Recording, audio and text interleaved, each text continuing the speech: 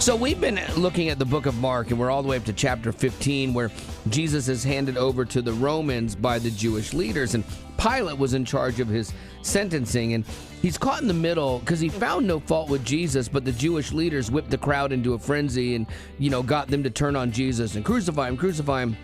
And the Bible says, wanting to satisfy the crowd, he sentenced Jesus to be crucified. So wanting to satisfy the crowd went against his better judgment, went against his gut, because he's like, I find no fault in this guy. And it even went against his wife, who was like, I had a dream, you shouldn't do this. And he's like, okay, honey. But he went against all of that. And how many times do we alter our behavior just to please the crowd? We do it in schools, we do it with our friends, we do it at work, we even do it in our families. And so many times we know what we're supposed to do, but we choose to go along with the crowd. So we either choose silence or compliance, and they're kind of the same thing in a lot of ways. So to encouragement, for us, the encouragement for all of us is to be bold in our faith, but it doesn't mean that we have to use a bullhorn and a picket sign.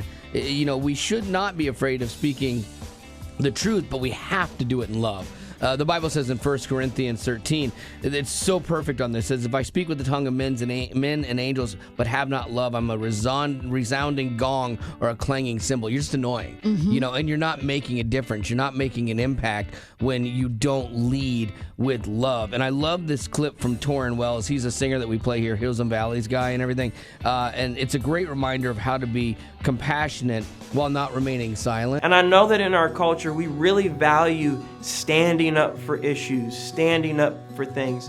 That's good. I think it's very important that we also learn how to take a seat.